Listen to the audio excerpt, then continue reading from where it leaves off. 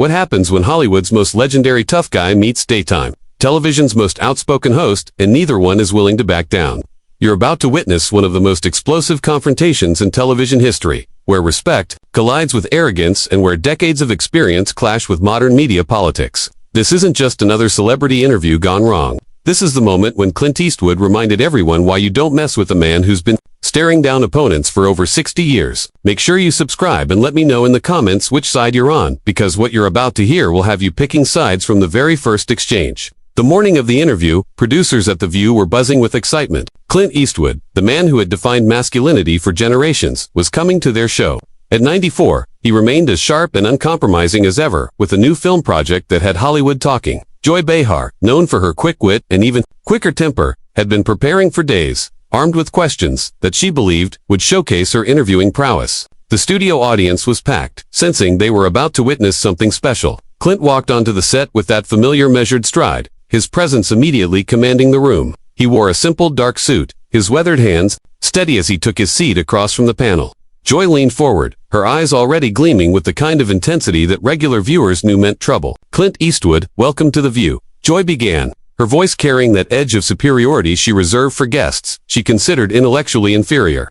"I have to say, I'm surprised you agreed to come on our show, considering how different our audiences probably are." Clint's eyes narrowed slightly, a subtle shift that anyone who knew his films would recognize as a warning sign.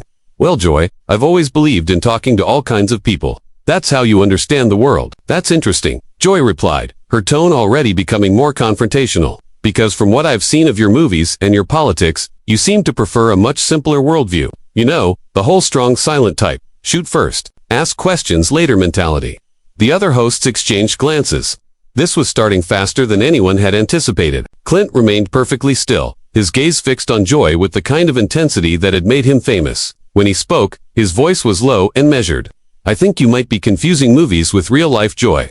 In my experience, the people who talk the most usually have the least to say." A murmur went through the audience. Joy's smile became more forced, her hands gesturing more dramatically as she pressed forward. "Oh, so now we're going to get the wisdom of Hollywood. Tell me, Clint, what qualifies you to lecture anyone about having something to say? You've spent your career playing cowboys and cops, and you've spent your career playing a character, too," Clint replied without missing a beat. "The difference is I know when the cameras stop rolling." The tension in the studio was now palpable. The other hosts looked uncomfortable, but Joy seemed energized by the conflict. She leaned back in her chair, her voice rising slightly. "Excuse me, are you suggesting that I'm not authentic? That I'm putting on some kind of act? I've been speaking truth to power for decades while you've been playing make-believe." Clint's expression didn't change, but something in his posture shifted. He sat up straighter, his hands folded calmly in his lap. "I'm suggesting that maybe you should listen more and lecture less. You invited me here as a guest, not as a target for your political theater." Political theater. Joy's voice was getting sharper now. "This is called journalism. Clint, maybe you're not used to actual questions instead of softball interviews, where everyone kisses your ring because you're some kind of legend." The audience was completely silent now, sensing they were witnessing something unprecedented. Clint's eyes never left Joy's face, and when he spoke, his voice carried the weight of decades of experience. "I've been in this business long enough to know the difference between journalism and performance art. Real journalists ask questions because they want answers. You ask questions because you want to hear yourself talk." Joy's face flushed red. She turned to the camera, then back to Clint, her voice now carrying a note of desperation disguised as indignation. "I can't believe this. You come on our show and insult not just me, but the entire profession of journalism. This is exactly the kind of arrogance I expected from someone who's been surrounded by yes-men for 50 years. 60 years, Clint corrected, quietly. "And in those 60 years, I've learned that respect isn't something you demand, it's something you earn. You might want to think about that." The studio fell into an uncomfortable silence. Joy looked around at her co-hosts, clearly expecting support, but found only worried expressions. The producers in the control room were frantically trying to decide whether to cut to commercial or let this play out. Joy, realizing she was losing control of the situation, decided to escalate. "You know what, Clint, I think your problem is that you can't handle strong women. You're from a generation that expected women to be seen and not heard. And now that we have voices, you can't deal with it." For the first time since the interview began, Clint smiled. It wasn't a pleasant smile, it was the kind of smile that appeared in his movies right before someone made a very big mistake. He leaned forward slightly, his voice remaining perfectly calm. "Joy, I've worked with some of the strongest women in Hollywood. Mealster, Frances McDormand, Hilary Swank. The difference between them and you is that they use their strength to build something, not to tear people down. They don't confuse being loud with being strong. Joy's mouth opened and closed for a moment, clearly caught off guard by the comparison to respected actresses. But rather than backing down, she doubled down with the kind of reckless abandon that had made her famous for all the wrong reasons. "Don't you dare lecture me about strong women," Joy snapped, her voice now carrying a shrill edge that made several audience members visibly uncomfortable. "You think name-dropping a few actresses makes you some kind of feminist ally?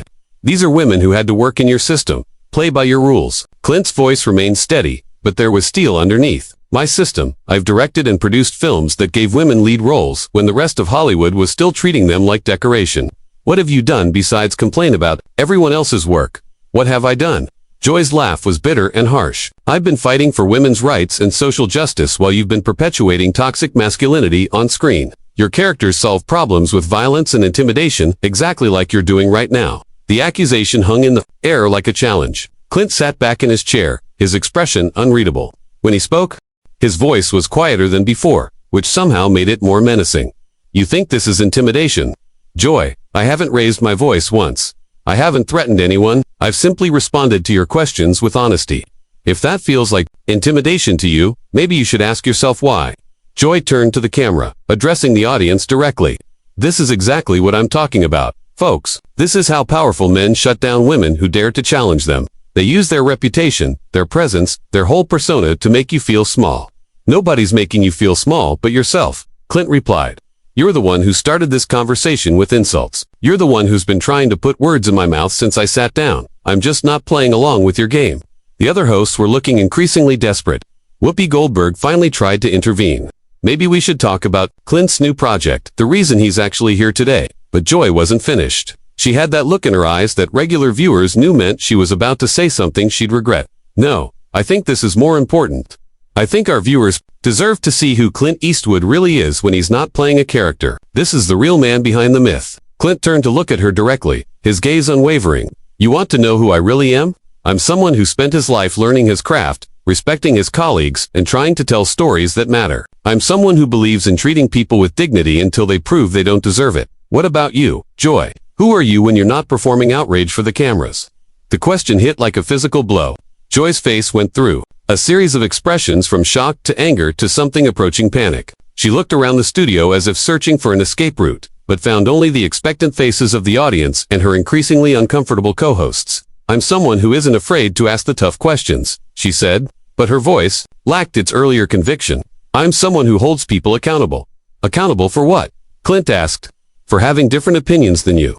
For not agreeing with your political views. For not being impressed by your performance. For perpetuating harmful stereotypes," Joy shot back, finding her fire again. "For making movies that glorify violence and masculine aggression. For being part of a system that kept women and minorities in secondary roles for decades."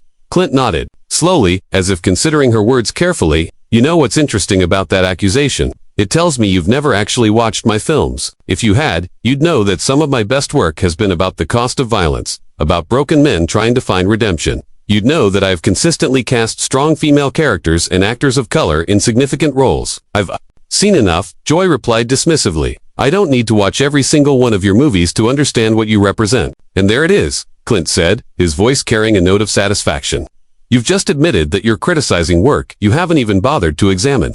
You're attacking me based on assumptions and stereotypes. Isn't that exactly the kind of behavior you claim to fight against?" Joy's face flushed deeper red.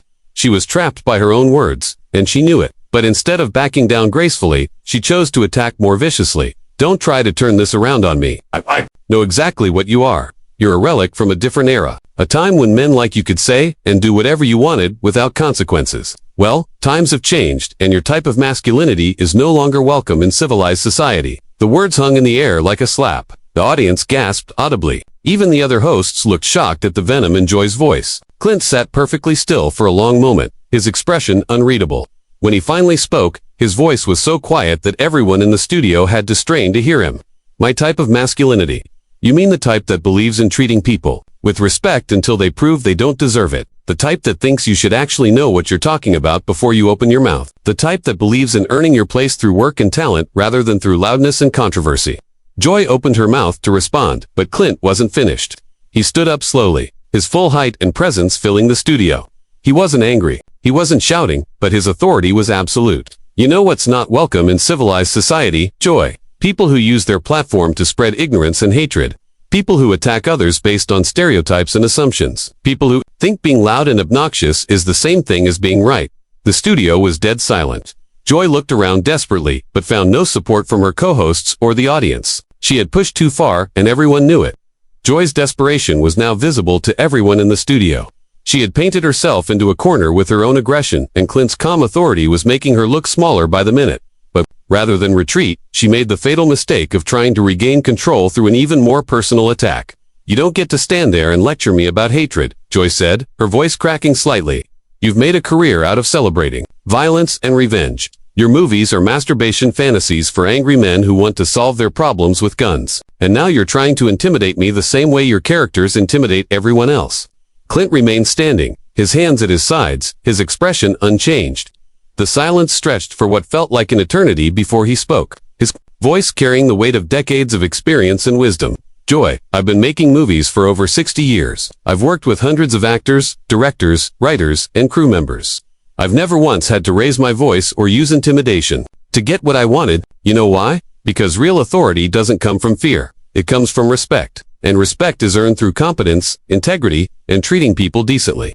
Joy's hands were shaking now, though she tried to hide it by gripping the arms of her chair. "You think standing up makes you more authoritative. You think your height and your reputation give you the right to talk down to me. I'm not talking down to you," Clint replied evenly. "I'm talking directly to you, something you seem to be having trouble handling.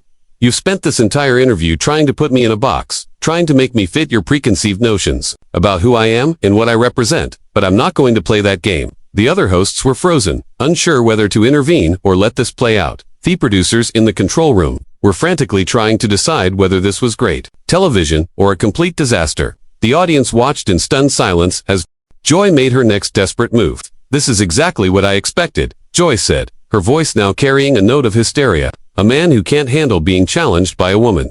You're so used to everyone treating you like some kind of god that you can't deal with someone who sees through your act." Clint's eyes narrowed slightly, and for a moment, everyone in the studio saw a flash of the steely determination that had made him famous. But when he spoke, his voice remained perfectly controlled. "You keep saying I can't handle being challenged, but you haven't challenged me. Joy, you've attacked me. There's a difference. A challenge involves presenting facts, asking thoughtful questions, engaging in actual dialogue. What you've done is throw accusations and insults, hoping something will stick." Joy turned to the camera again, her voice becoming more shrill. "Do you see this, folks? This is how the patriarchy works. They make you feel like you're the problem for standing up to them. They make you feel like you're being unreasonable for demanding accountability. The only person making you look unreasonable is you," Clint said quietly. "You invited me here as a guest, then spent the entire time trying to tear me down. You've admitted you haven't bothered to actually watch my work before criticizing it. You've made assumptions about who I am based on stereotypes and political talking points. That's not journalism. That's not even entertainment. That's just sad." The word sad hit Joy like a physical blow. She recoiled as if she'd been slapped, her face cycling through emotions too quickly to track. When she spoke again, her voice was barely controlled. "Don't you dare call me sad. I've been fighting for social justice and women's rights for decades. I've used my platform to speak truth to power, to hold people like you accountable for the damage you've done to society." Clint sat back down slowly, his movement deliberate and measured. "You keep talking about speaking truth to power, but what truth have you spoken today? You've made accusations without evidence, attacked positions I've never taken, and insulted work you've never bothered to examine. That's not truth. That's prejudice." Joy's breathing was becoming more rapid, her composure completely shattered. "I don't need to watch every single one of your movies to understand what you represent. You're a symbol of everything that's wrong with masculine culture in America." "A symbol," Clint repeated thoughtfully. "Not a person with thoughts and feelings and complexities, but a symbol. Something you can project your anger onto without having to deal with the reality of who I actually am. That's the problem with your entire approach, Joy. You don't see people. You see symbols and stereotypes." The accuracy of his observation was devastating. Joy looked around the studio wildly, searching for support, but found only uncomfortable faces and averted eyes. Even her most loyal co-hosts were starting to distance themselves from her behavior. "You're trying to make this about me," Joy said, her voice now desperate, "but this is about you and your responsibility as a public figure. You've influenced generations of men to believe that violence and stoicism are the solutions to life's problems." Clint leaned forward slightly, his voice taking on a paternal tone that somehow made his words even more cutting. Joy, I've made films about the cost of violence, about broken men learning to connect with others, about the importance of community and redemption.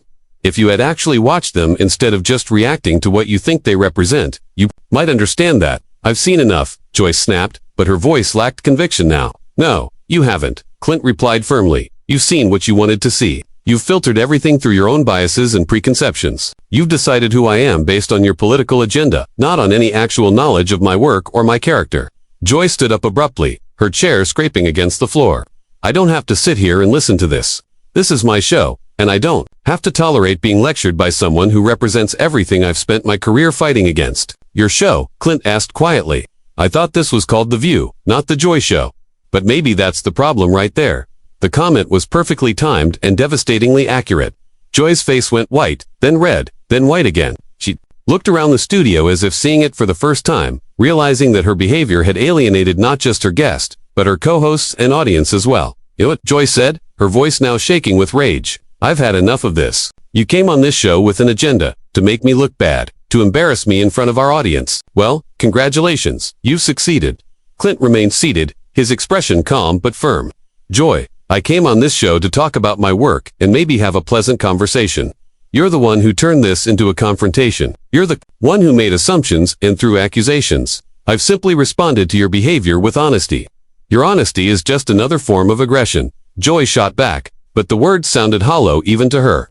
And your aggression is just another form of insecurity, Clint replied without missing a beat. You're so threatened by anyone who doesn't immediately agree with your worldview that you attack them rather than trying to understand them.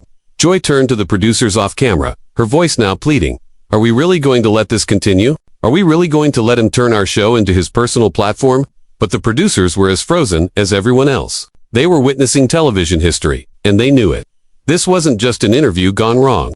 This was a masterclass in how dignity and composure could triumph over aggression and hysteria. Clint stood up again, this time moving toward the edge of the set. I think I've said everything I need to say. Joy, I hope someday you'll actually watch my films with an open mind.